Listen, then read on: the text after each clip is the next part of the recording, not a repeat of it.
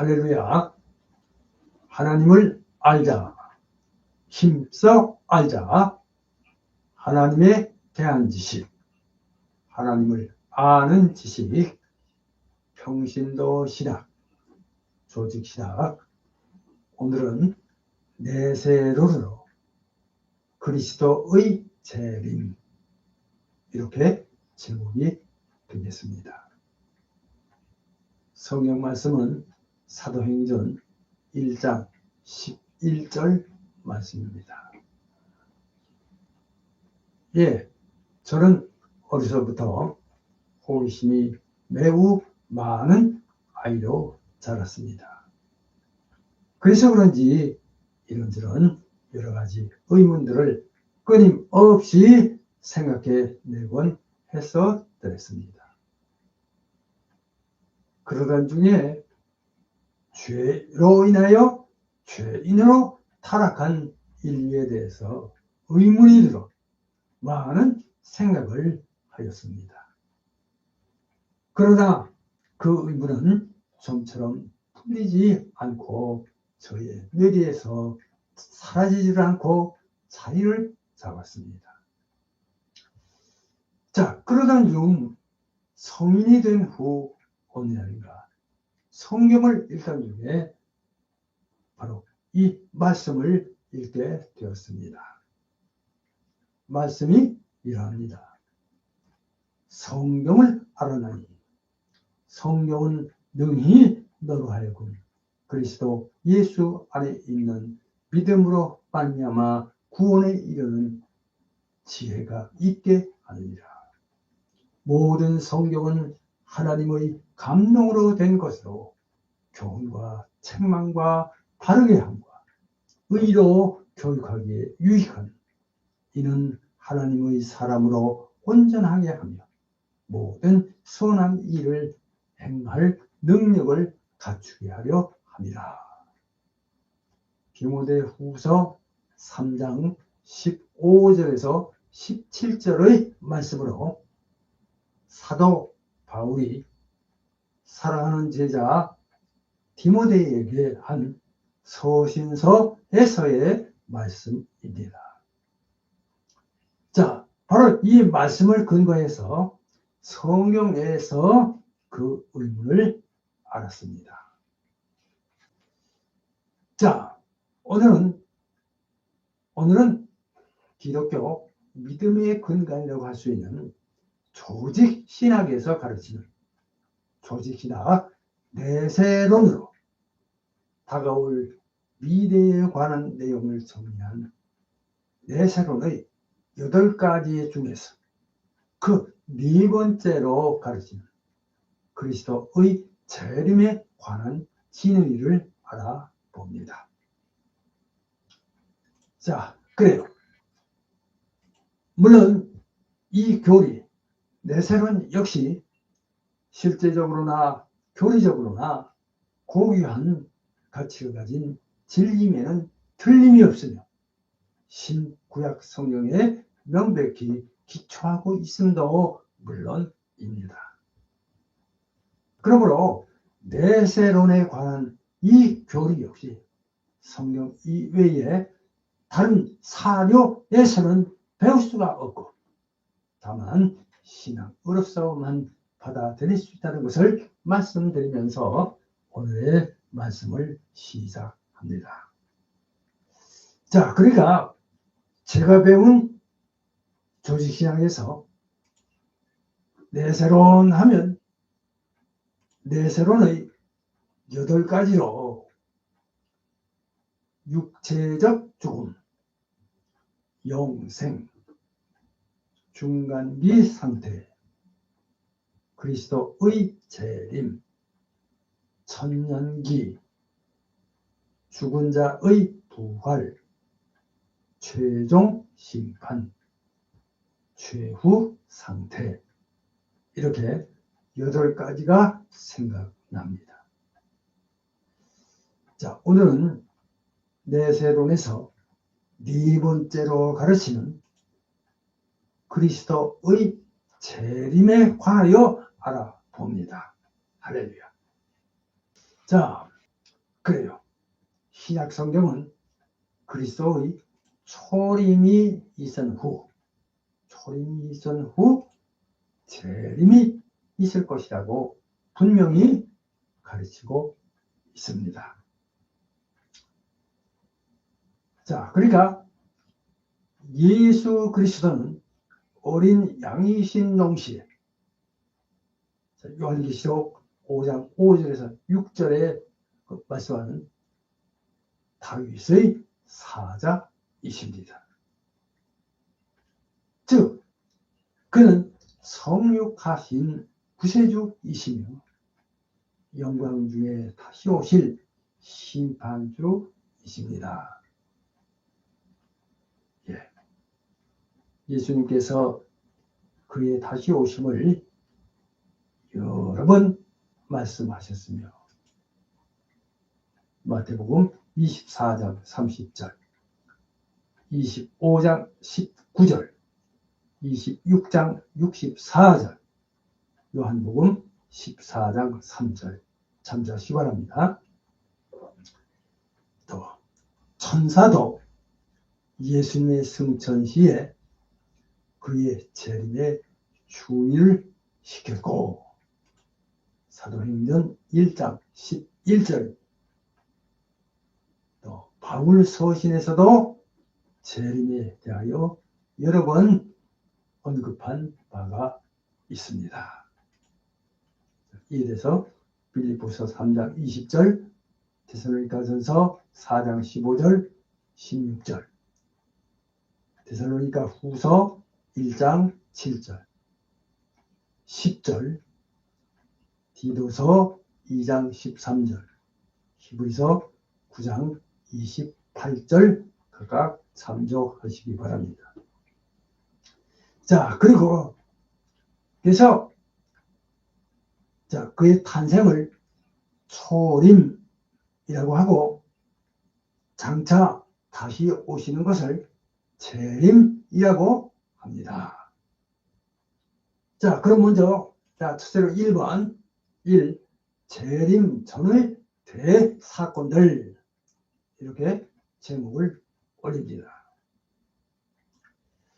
자, 성경에 보면은 그리스도께서 다시 오시기 전에 여러 가지 중요한 사건들이 그리스도의 재림 전에 반드시 일어날 것임을 말씀하고 있습니다. 자, 그래서 먼저 첫째로 작은 1번입니다. 1. 복음의 세계적 전파. 그래서 이방인의 부르심 이렇게 작은 제목을 올립니다. 자, 주의 재림 전에 먼저 천국의 복음이 온 세계에 전파될 것입니다. 할렐루야.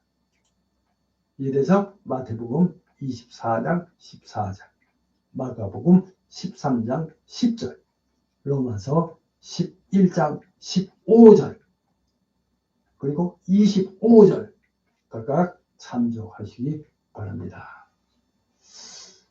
자, 이제 여기 이 구절들이 내포하고 있는 뜻은 전 국민이 완전히 복음화되어 복음이야말로 국민 생활의 능력이 되며 결신을 촉구하는 목표가 되어야 한다는 것입니다. 그래서 신약시대에 이미 이방인의 상당한 수가 천국에 들어올 것을 성경은 증언합니다. 마태복음 8장 11절, 사도행전 15장 14절, 로마서 9장 24절에서 26절 각각 참조하시기 바랍니다. 자, 이번에는 두 번째입니다. 작은 2번입니다. 두 번째는 이스라엘 전국의 회심 이렇게 제목을 올립니다. 자, 그러니까 그리스도의 귀환 때에 생존하는 이스라엘 민족의 실질적인 전수가 회개하고 죽게 돌아올 것입니다. 성경 말씀 스가랴서 12장 10절에서 13절, 고린도후서 3장 15절, 로마서 11장 25절에서 29절 참조하시기 바랍니다. 자, 그러니까 이스라엘의 회심을 말해주는데, 특히 로마서는 이 회심을 시간적 종말과 관련시키는 것 같습니다. 그래서 어떤 학자들은 이 구절들을 들어서 이스라엘 전체 또는 국가적 이스라엘이 결국은 주님께로 돌아올 것이라는 주장을 하였습니다. 예, 그러나 로마서 11장 26절의 온 이스라엘이라는 이 표현은 단순히 구약시대의 언약의 백성으로 선택하여 낸 충만한 수를 의미합니다. 따라서 이 모든 구절과 이스라엘 많은 무리가 세상 끝날에 주님께로 돌아올 것이라는 것을 의미하는 것입니다. 자, 이번에 세 번째입니다. 세 번째로 적그리스도의 출현, 이렇게 제목을 올립니다. 자, 멸망의 아들, 불법의 사람, 자칭 하나님이라 하는 자를 말합니다. 데살로니가 후서 2장 1절에서 11절 말씀 드리겠습니다. 자, 적그리스도는 하나님과 그리스도의 대항하는 자입니다. 그러니까 적그리스도의 영은 이미 사도시대에도 분명히 있었으며, 요한 1서 4장 3절, 많은 적그리스도들이 그들의 모습을 드러내었습니다. 요한 1서 2장 8절.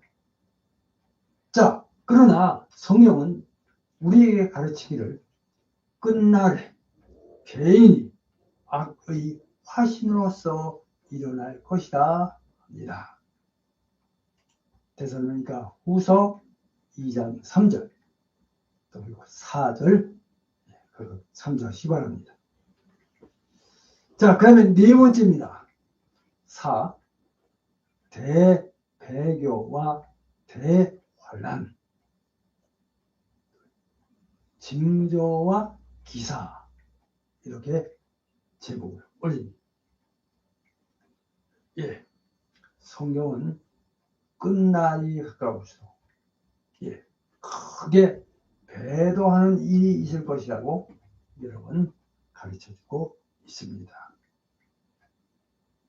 그러니까 세상 끝날에 죄악이 증가할 것이며, 죄악이 증가할 것이며, 많은 사람의 사랑이 식어질 것입니다. 자, 마태복음 24장 12절, 데살로니가 후서 2장 3절, 디모데 후서 3장 1절에서 7절, 4장 3절, 그리고 4절, 그가 참조하시기 바랍니다. 자, 하늘에 사무친 악으로 인하여 천지가 시작된 후로 전무후무한 무서운 재난이 초래될 것입니다. 각 처에 전쟁과 기근, 지진이 있게 되고, 많은 사람이 믿음에서 떠나 미혹해하는 영의 가르침을 받으며 거짓 선지자들이 나타나고, 지상에는 무서운 대환난, 그러니까 박해와 순교가 있을 것입니다.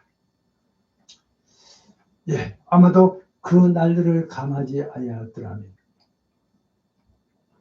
구원을 얻을 영혼이 없었을 것이지만 다행히도 택한 자들을 위해서 그 날들을 감하실 것입니다. 할렐루야.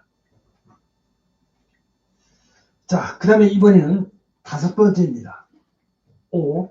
표적과 기사. 이렇게 제목을 올립니다.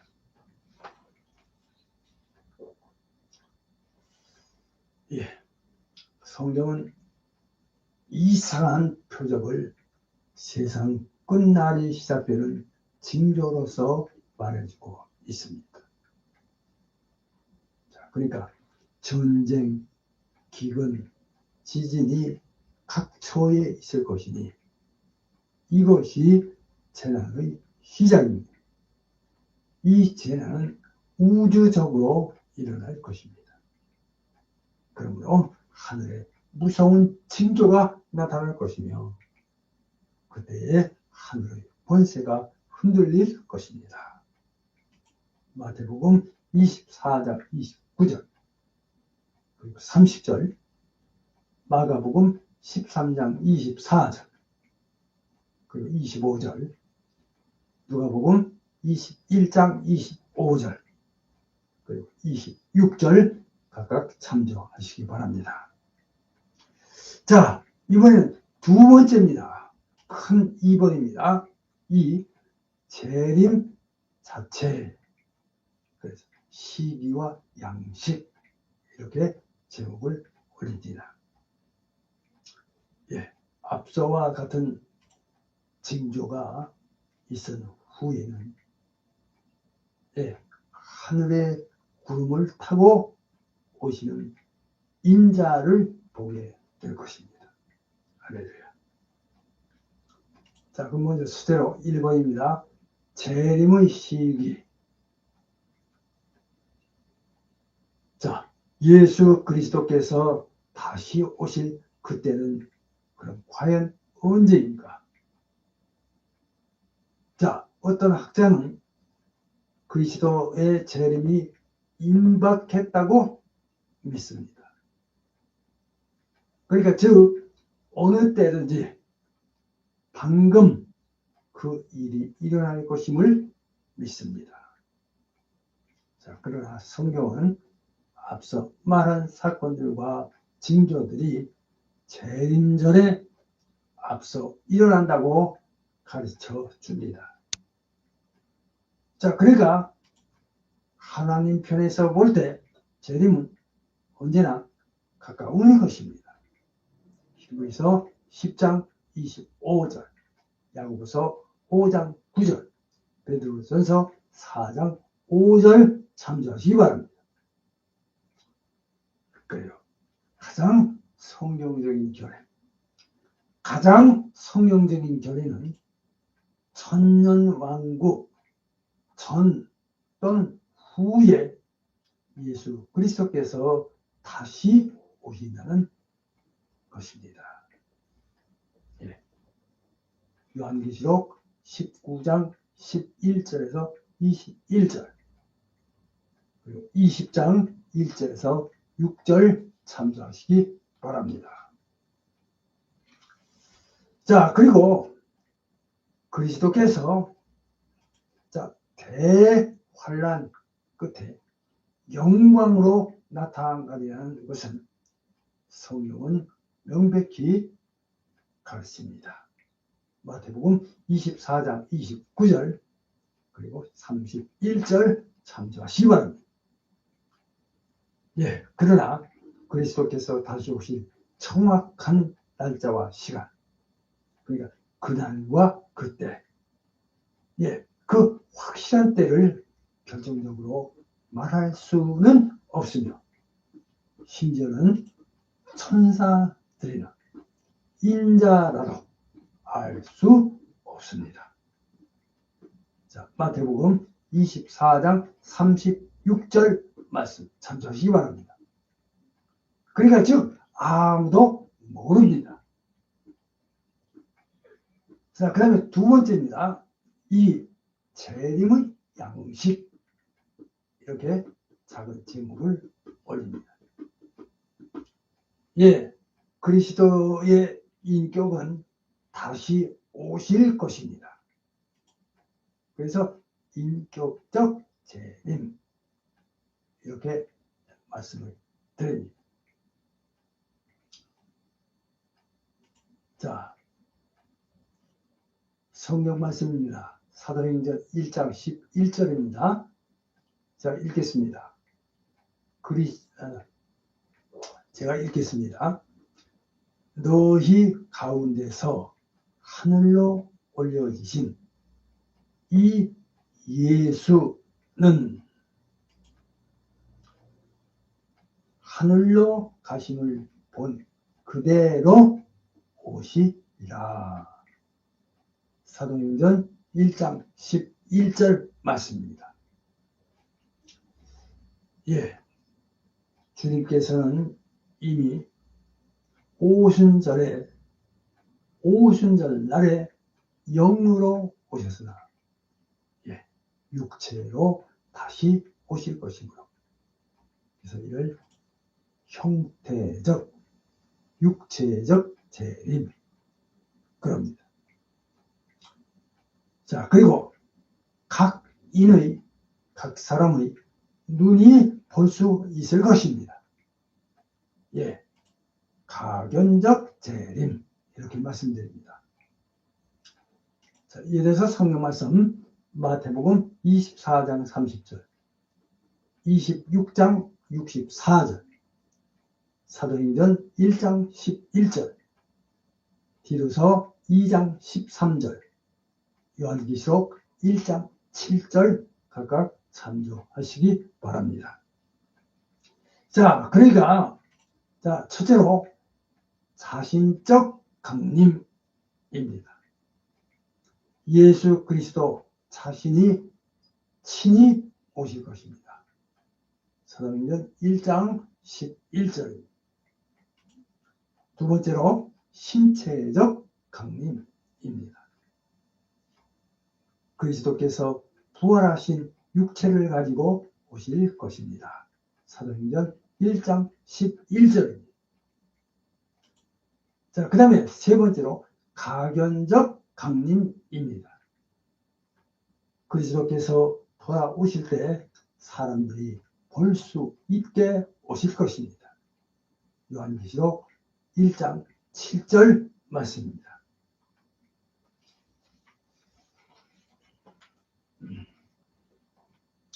자, 그 다음에 네 번째입니다.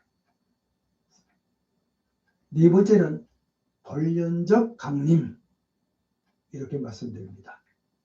그리스도께서 도적같이 갑자기 오실 것이기 때문입니다. 마태복음 24장 42절에서 44절 참조하시기 바랍니다.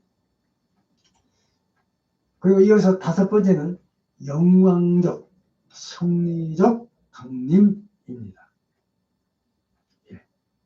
악한 자를 징벌하고 택한 백성의 구원을 완성하시기 위하여 다시 오실 것입니다. 할렐루야.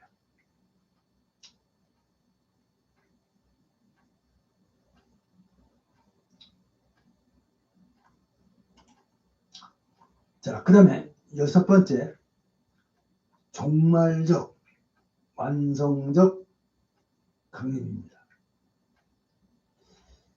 예, 악한 자를 징벌하고 택한 백성의 구원을 완성하시기 위하여 다시 오실 것입니다. 할렐루야. 데살로니가 후서 1장 7절에서 10절, 히브리서 9장 28절 각각 참조하시기 바랍니다. 예, 많은 징조가 재림 전에 일어날 것이지만 주님의 재림은 사람들이 생각하지 않은 때에 불시에 일어날 것입니다.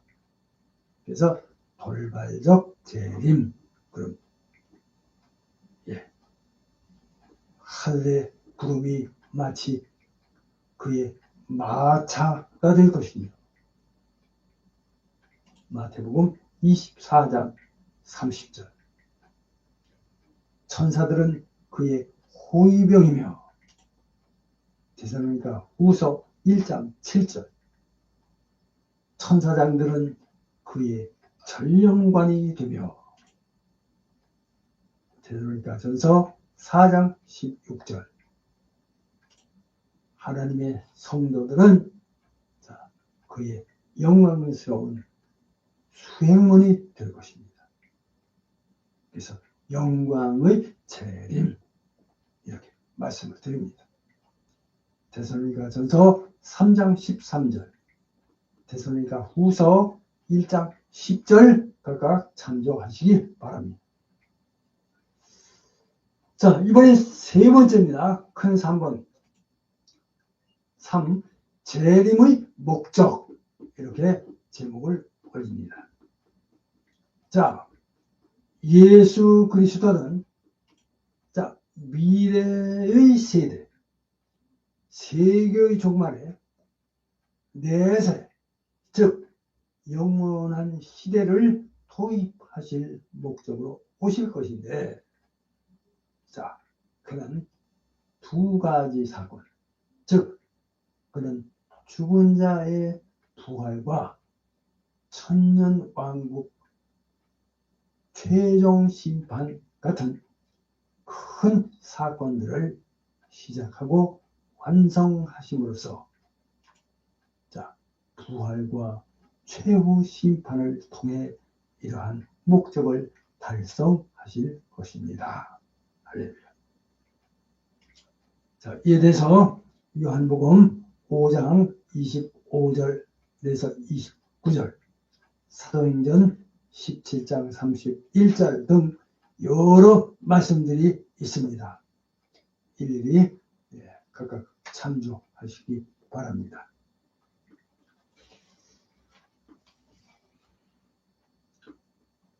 자,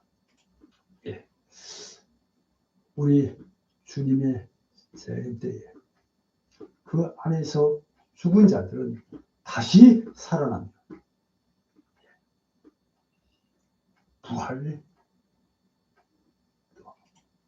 그때까지 살아남은 성도들 변형될 것입니다. 부활체로 휴거 이렇게까지 말씀을 드립니다. 자, 그리고 교회는 어린 양의 혼인잔치에 참여하고 성도의 상이나 면류관을 받게끔 될 것입니다. 자, 그러나 그리스도께서는 모든 악의 세력을 파멸하실 것입니다. 할렐루야. 자, 여기까지고요. 이제 결론을 말씀드립니다. 결론입니다. 이상 성경적으로 조직신학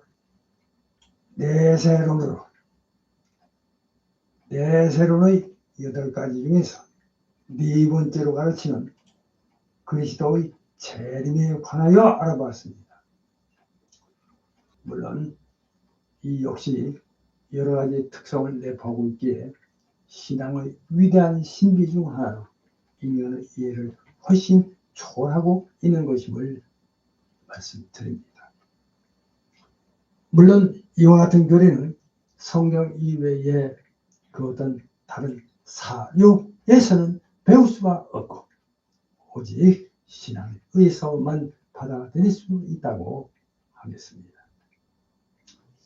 이제 말씀을 마치면서 여기서 중요한 것은 하나님께서 범죄하고 타락한 인간이 구원에 이르는 하나님에 대한 지식, 하나님을 아는 지식인 신지식 성경, 이 성경으로 하나님을 알고 믿어 구원에 이르는 은혜에 참여하기를 원하시고 축복하신다는 점입니다. 이 점을 믿으시고 믿음 생활을 잘 하셔서 하나님의 구원에 이르시기를 주님의 이름으로 축복합니다. 자, 이제 생각해 보기입니다. 오늘은 한 가지만 말씀을 드립니다. 우리 그리스도의 재림을 대관하는 우리 성도의 바람직한 사고 방식과 생활 태도에 관해서 마태복음 25장을 참조하시면서 생각해 보시기 바랍니다. 이제 다음 시간에는 더 좋은 말씀으로 함께 하겠습니다. 기도합니다.